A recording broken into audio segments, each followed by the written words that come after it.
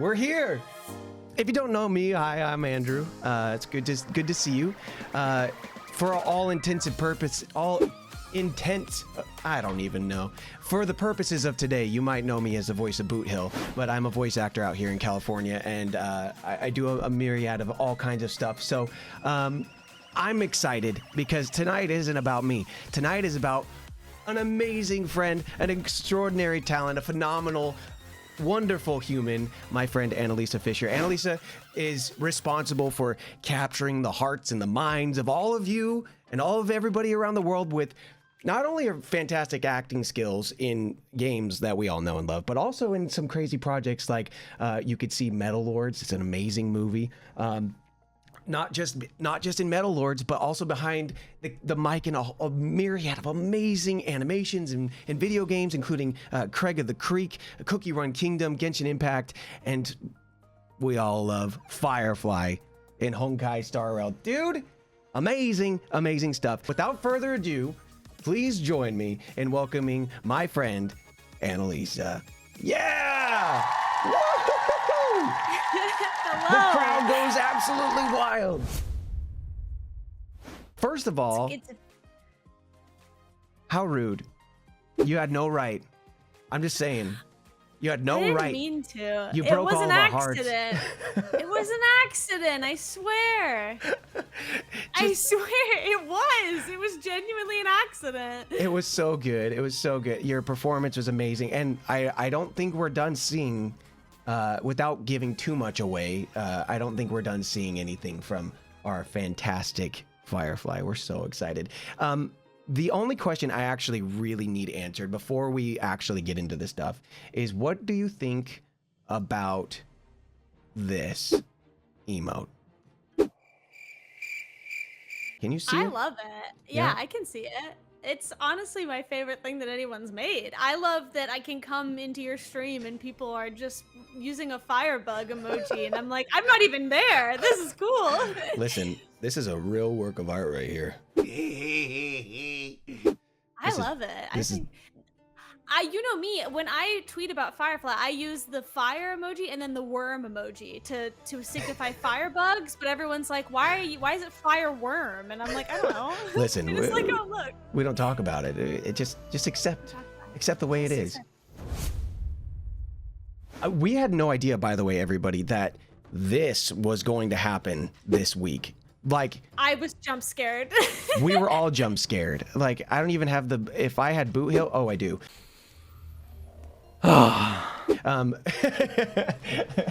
We were all jump scared. We had no idea. So I'm so excited that this was shared with the world. I'm excited. I mean, what was your initial reaction when you, what was it, like a day ago, 2 days ago, when you saw this image behind you?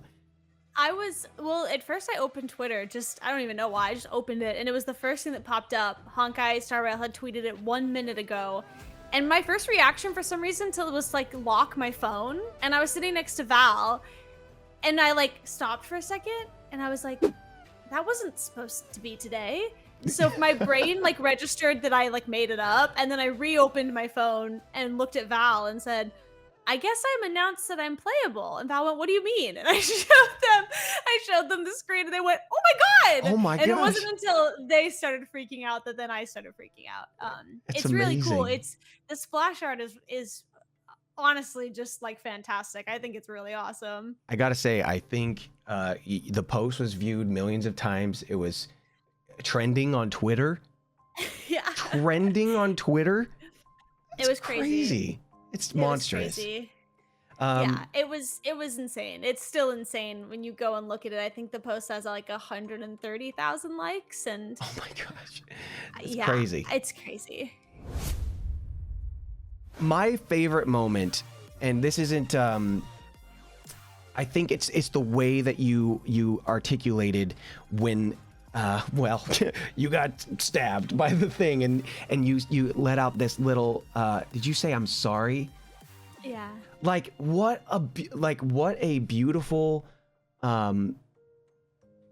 overly like, it's such an emotional moment because that defines Firefly in such a way that even in the literal moment of death of what we perceive as death, she's apologizing. Like, she's saying, I'm sorry, this isn't your fault. Don't take this on you. Like, there's so much emotional weight that hits so hard, and it just like, I think that left me like, I was so sad because we just took a picture together.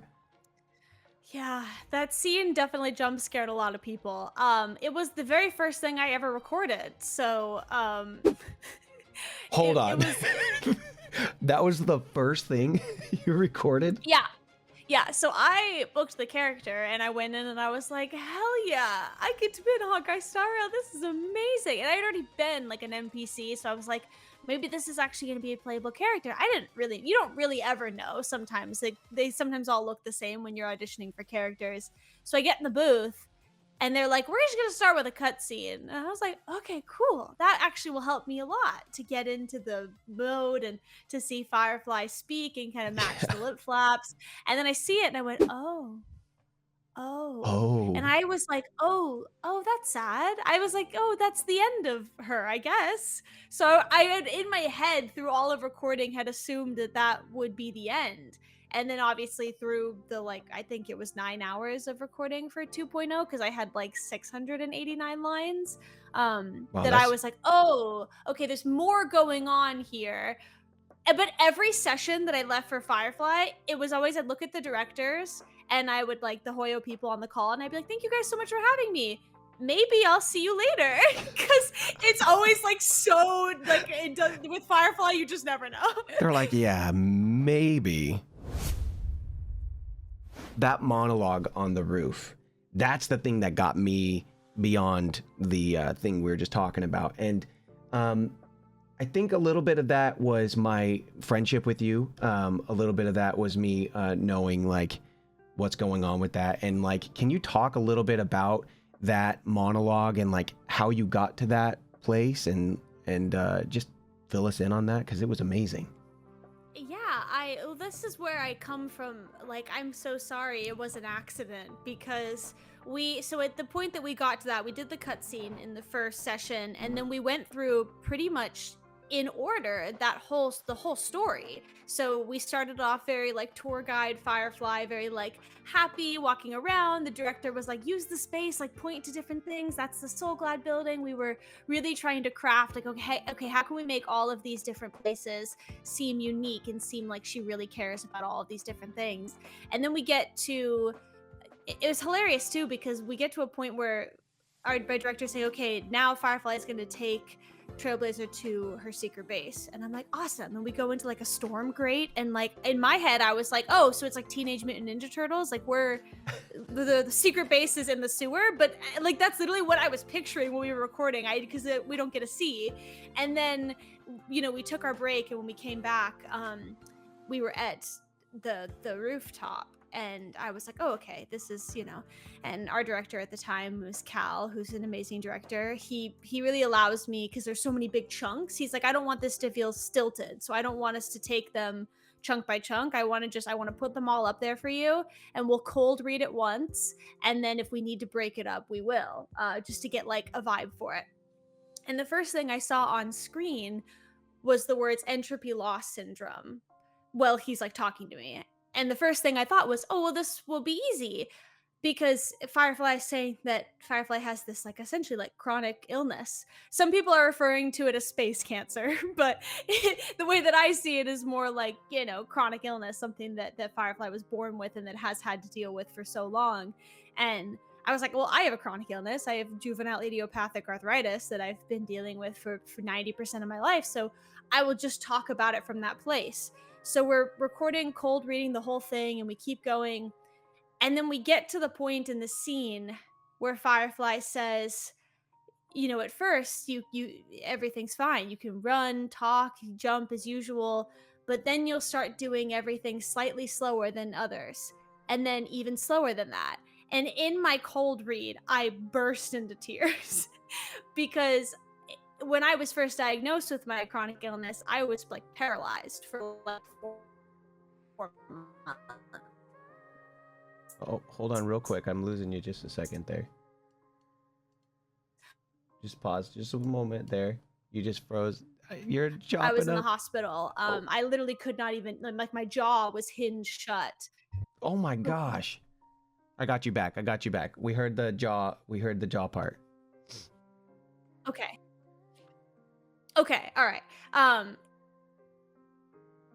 yeah, basically, yeah, I couldn't eat, I couldn't move or do anything, and that was in middle school. So this is when like the height of puberty, and I literally watched my entire class like move on with their lives while I like stuck behind. Um it's gonna make me cry thinking about it again.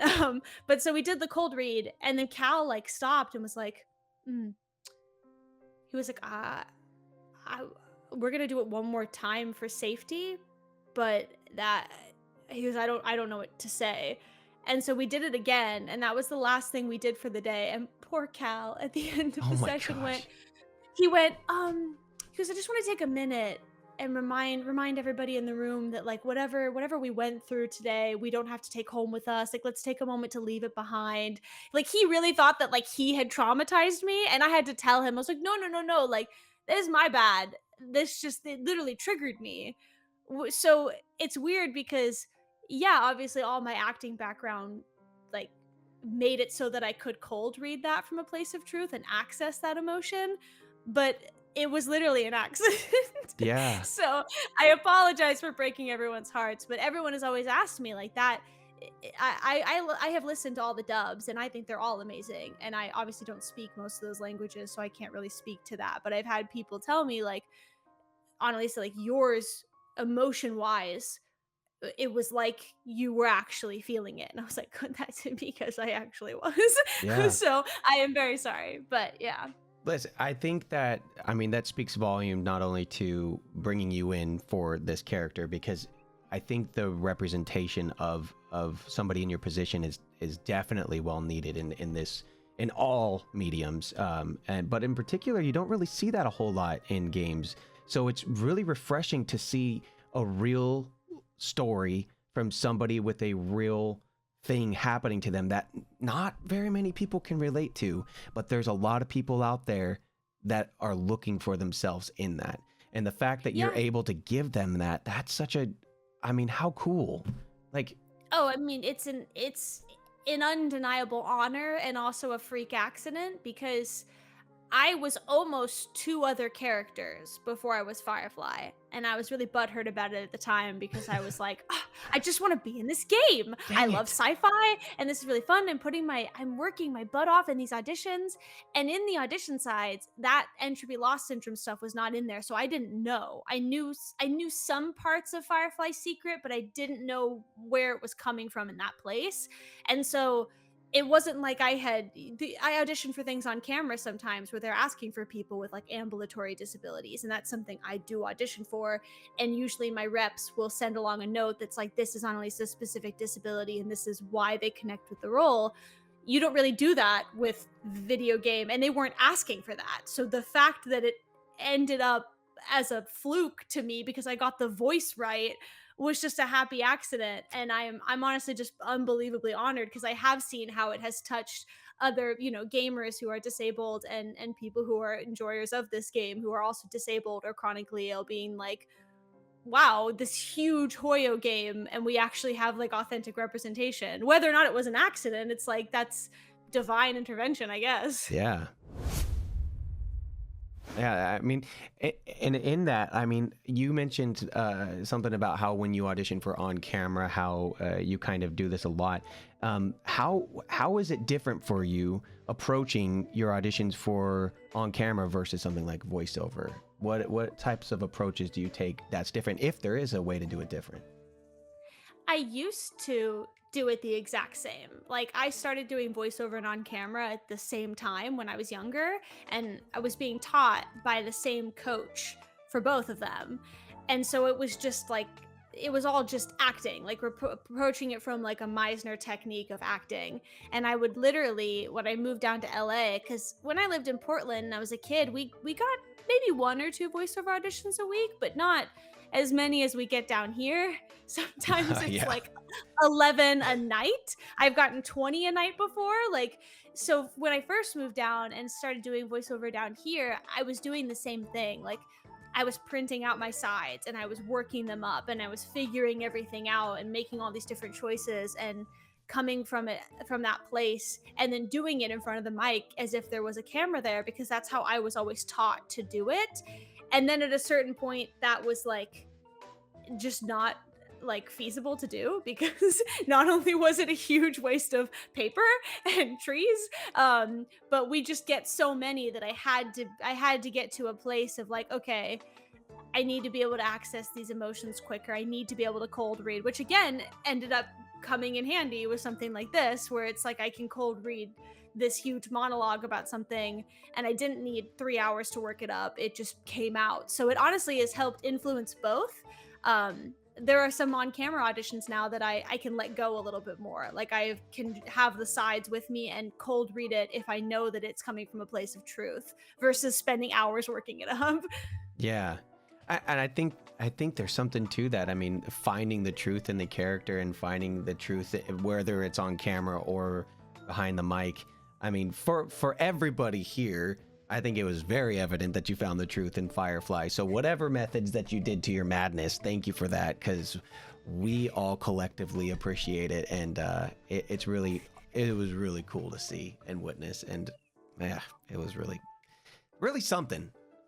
It's really something. It's really something. I had to call you in the middle of my stream because I was like, dude. I think was I already watching it? I think I was lurking at that point, and then you called me. Lurking, Yeah, yeah. I've gotten that a lot. Caleb Yen just finished 2.0, and he texted me right after he was done, and he was like, "Analesa, what the hell?" He was like, I knew you were talented, but what happened to you? Like, who hurt you?" Like, he was like, "I just finished the rooftop scene. What is going on?" I was like, "Yeah, I got triggered. You know, it happens to the best of us." It was great. Do you think, or what would you tell somebody who's trying to, like, maybe an aspiring voice actor that's getting into it? Do you think that you have to have these experiences and stuff to make it in this industry, or do you, what advice do you have to people who are trying to get into this and do what you do? There's so many things. The first one is, the thing that every voice actor says to an aspiring voice actor is like, you have to focus on the acting first. A lot of people just want to go straight to give me the audition so that I can book things. You got to focus on getting the classes and finding that foundation first, because in that you will learn what your triggers are. I have friends who play roles and who on camera and voiceover who play roles and do things that I cannot do. Like if I get an Allegra Clark audition, that's what I call them, like a mommy audition. Just take my damn wallet. I'm like, there's no point in even doing this. This is not gonna come from a place of truth, no matter how hard I try. So I'm just gonna not do it, because I know who's gonna book it, because it's coming from a place of truth for them. Allegra is very confident. Allegra is very flirty, has that, that sense to them. And that's what you learn in acting classes a lot of the time, especially if you're taking not just method but Meisner, any type of technique class. You are going to learn how to access those emotions and what things speak true to you. Therapy is also helpful. Heck yeah. And honestly, for actors, I tell actors, like, therapy is really helpful because it gives you an outlet to find where those emotions are coming from and how you can access them in a healthy way. That's usually my first piece of advice, but I also know that everyone says that. So my second piece of advice is like, learn the differences in all of the genres. I have on-camera friends who will come to me and they'll go, "Hey, I just got this audition for this like preschool Nickelodeon show," and I'm like, "Let me see the specs," and they show it to me and I go, "Okay, so what you're going to want to do is you're going to want to go online, you're going to watch a couple episodes of Spidey and His Amazing Friends and probably Sophia the First, and really get a sense for, like, there's a pacing, there's a certain slowness of how they talk, because there's literal children, like babies, watching this, and they need to be able to absorb that information. It's going to be completely different than if you're watching BoJack Horseman, Yeah. or an adult animation, or even something on Disney Channel. There's there's different techniques to everything. If you're doing a fantasy game, there's going to be a different kind of like almost fantasy accent and a way your character holds themselves than if you're doing an anime game or if you're doing a Last of Us kind of game.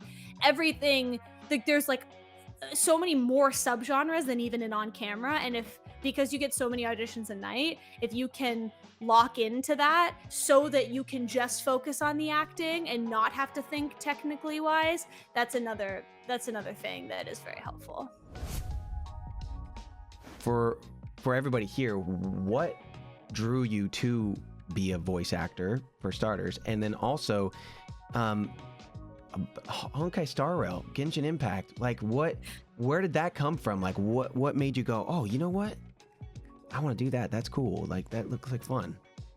Well, voice acting again, it just started. I knew I wanted to be an actor. I'm the youngest in my family, and my sister started doing it, and as any young autistic child, I was like, I should just do what she's doing. That seems easy. And then she stopped doing it, and I fell in love with it because it was giving me an outlet to socialize with people and also learn social cues and learn how to listen in a fun way, in a way that was engaging and almost like a game, in a way where you could, do scenes with people that actually imitate real life. And honestly, the reason that I even started booking voiceover jobs was because that same coach, who also ended up being my manager, but I had nodes when I was a I had Geez. nodes when I was a kid, so I had a really raspy voice and people just really liked it. Okay, let that not be a lesson to all of you. Yeah, no, that, I mean, I honestly don't know how they came to be. They disappeared. I didn't get surgery. Just one day they were gone. I was like yeah. Don't get Don't do nodes it. so you can You be a don't voice want actor. And for those of you who don't know what vocal nodes are, well, that's basically little polyps on your vocal cords that kind of restrict the vibration, and you don't want them because they're hard to get off of you and Yeah. they're very damaging to your cords. It comes from screaming a lot and doing all that stuff. So you don't want that, but I'm glad that you don't have them anymore. So let me ask you about, and going back to Star Rail, Genshin, like, when you first saw them, like, what made you go, oh, I think I could be a character, or I would like to be a character in those? Like, what drew you to this world? Because I know for a fact, talking to everybody here, playing the games a lot myself, how much these characters and these worlds mean to everybody, and it really is just such an exciting thing to be a part of. So when you first saw these games, what clicked in your mind and like, ooh? Honestly, I think for me it was the art. I'm like a huge sucker for art, and way back in the day with Genshin, when we would audition for it, we would get the art. We don't anymore. They don't trust us anymore. They don't give us like Somebody anything, which is ruined fine. Somebody ruined it for all of us. Yeah. We used to get art, and I auditioned for so many Genshin characters. So many. I never booked one, which is fine. It's half of this industry is a crapshoot. You can be as talented as sliced bread, and it still just comes down to tone or like what they think matches the art or anything, And then Honkai came around, and the very first audition I got for Honkai, I don't know, there was just something that clicked in my head because I'm a huge Star Wars fan. I love sci-fi. I write sci-fi novels. Like I'm a sci-fi nerd through and through. So when I saw that, it was pretty much like the sci-fi version of Genshin, I was like, I just was like, this is the one I'm going to be in. I have to be in this one. And then it happened. It almost happened multiple times, and then finally did happen.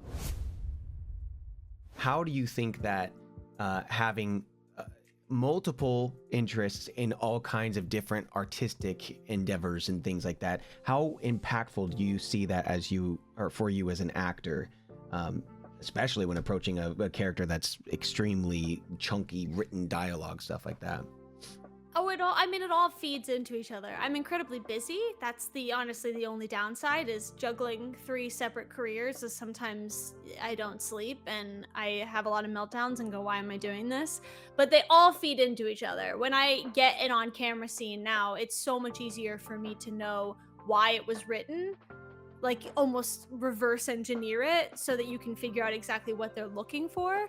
And kind of the same thing with this. It's like, okay, once I learned the whole story of Firefly, I was able to put those specific moments where they needed to be. Like, for people who have gotten to the end of 2.1, if you go back and watch that Sampo conversation that Firefly has about talking it's about shampoo. Thank you. Shampoos, the conversation about shampoo, about his, you know, the way that he looks and how his footsteps sound. That is all because of, you know, I mean, I could hide it all day long, but it's right there. It's all because of what we know about her. And so all of that was very specific. I couldn't just deliver those lines like I was being tour guide Firefly, because it was a completely different part of her personality that was like coming out of her involuntary. She could not help it but access that part of her in order to, in her mind, protect Trailblazer from somebody who was not being cool. Yeah.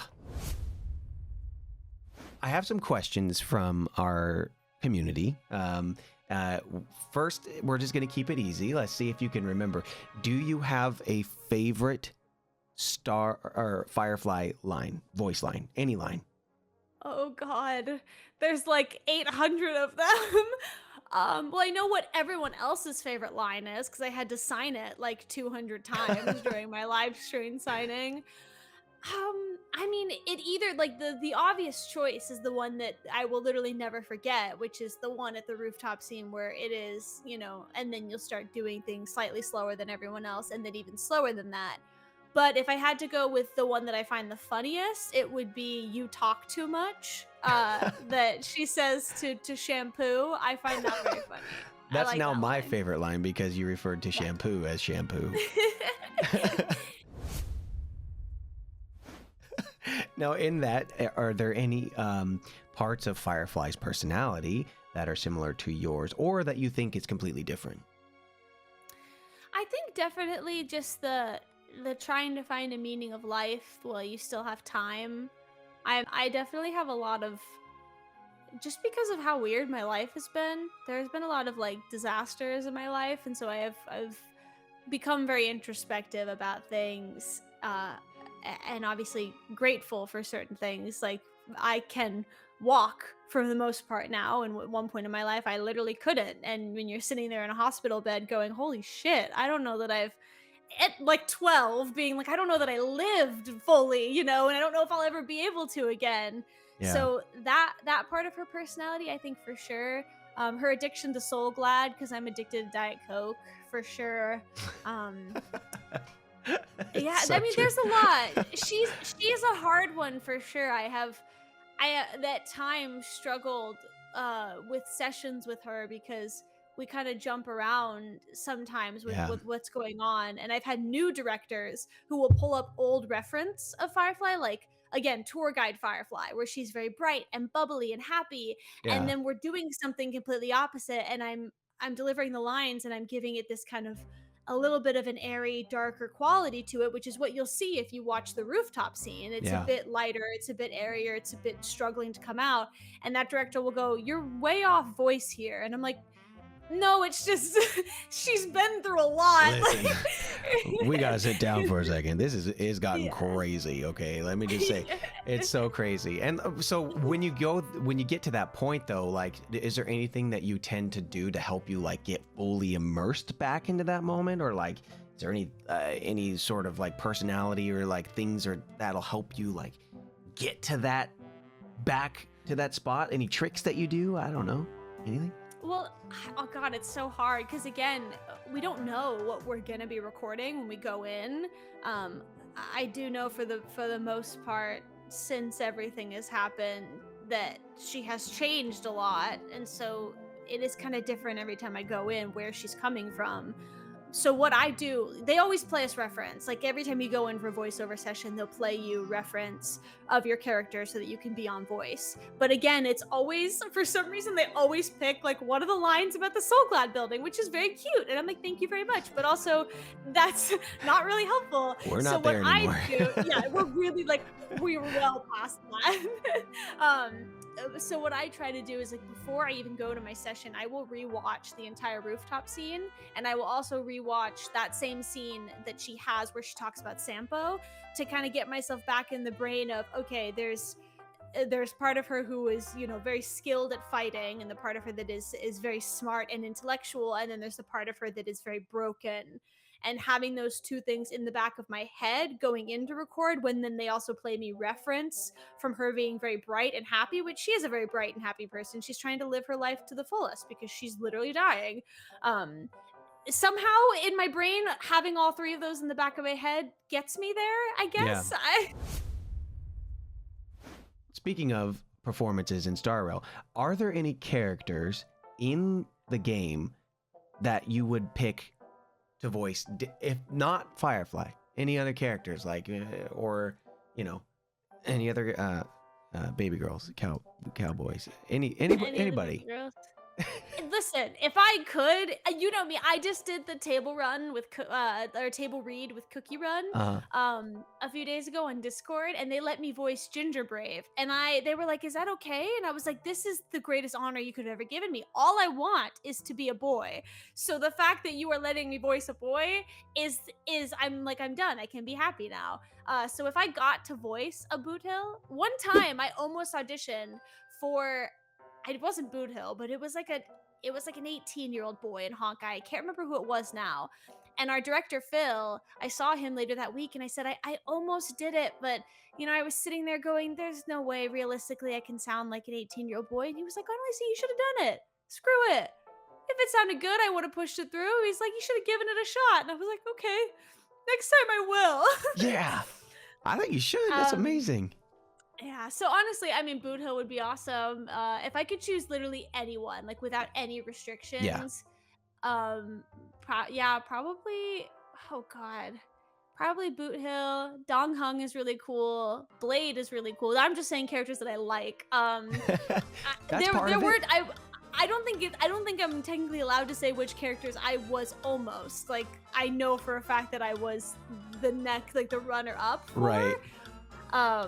But probably there is one of those characters that I would have been really excited about being. Dang. But I know, but honestly, like, it all worked out the way it was supposed to. Like, it's a great sentiment to anyone who wants to be in this industry. You will experience a lot of rejection, but the roles that are meant for you will not pass you by. They will. It doesn't matter what you could screw up the audition, and if they're meant for you, that somehow someone will see something in it and ask for a re-record or ask you to come in. And every time I've messed up an audition and gone, I'm not gonna get that, and it was meant for me, somehow they're like, they don't care that I messed it up, you know? Okay, I guess that one worked.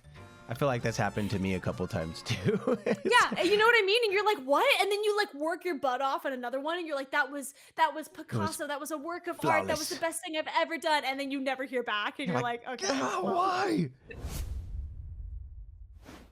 So is there anything that you can offer up, any sort of spoilers, things to look forward to that you could talk about a little bit of? This is a question from my Discord.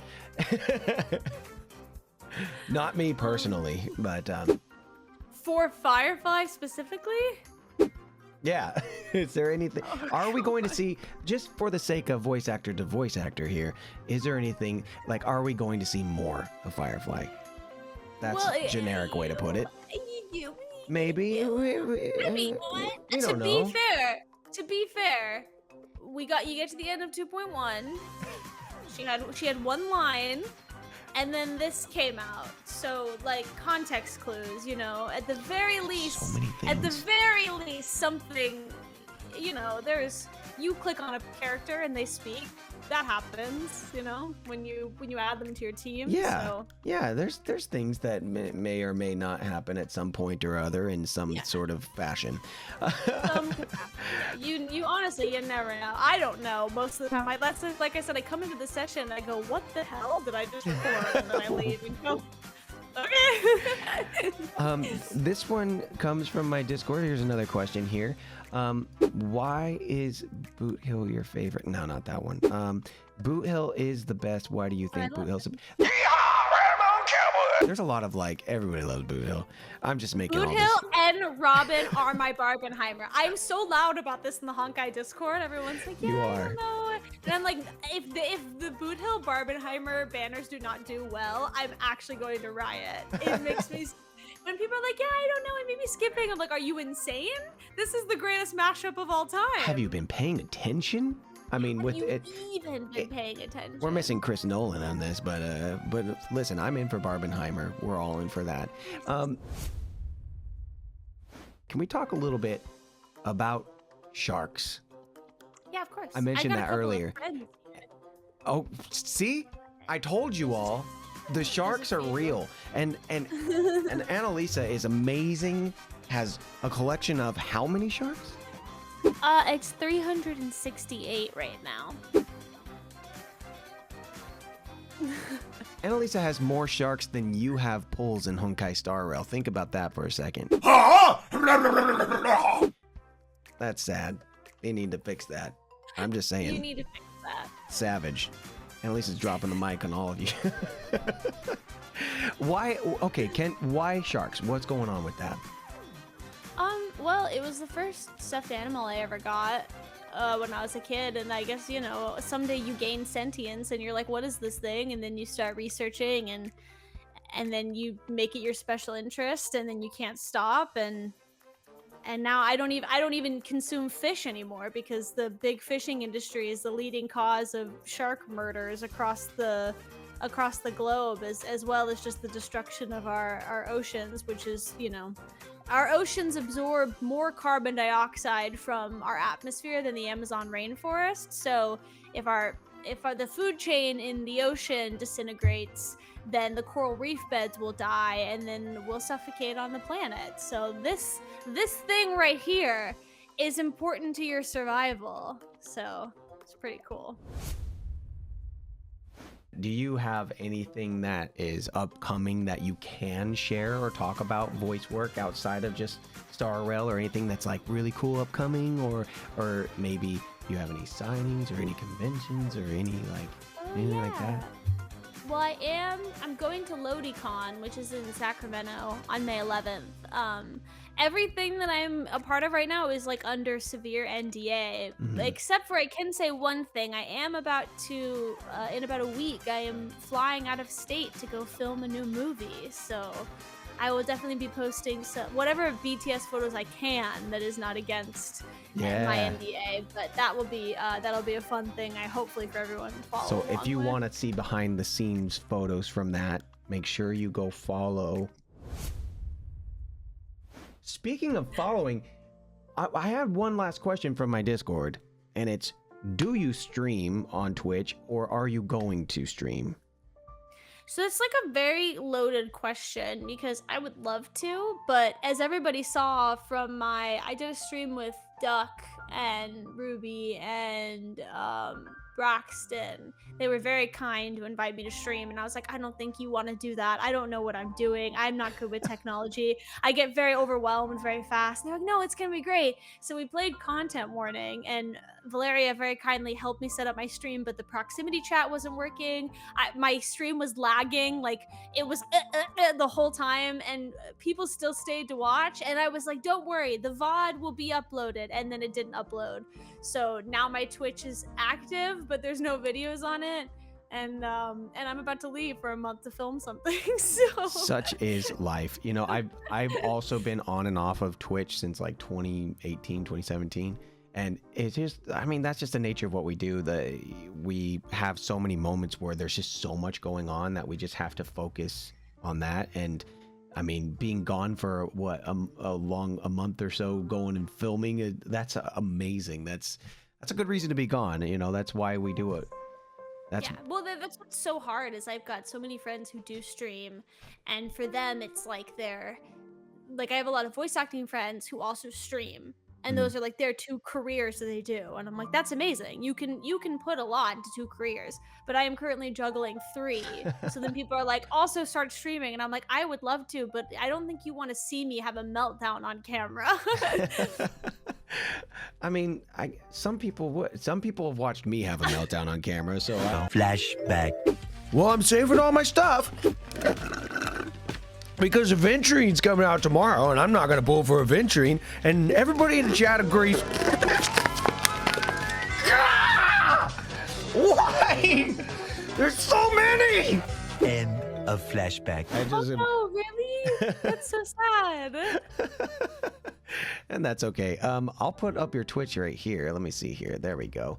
And it's fish being a fish, right? That's me. That's you. And if you want to check out Analesa, make sure you go follow Analesa's Twitch as well, just in case a stream does happen. We can all be there to support you and be excited about it.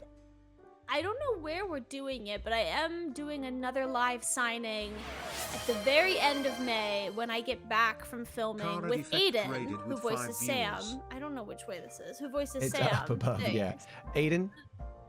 Yeah, Aiden Rudd, who voices Sam.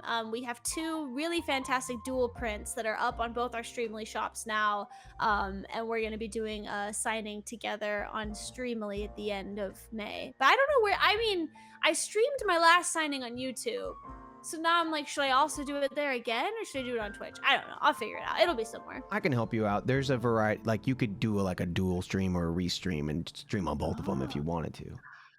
Interesting. There's See, you know way options. more than I do.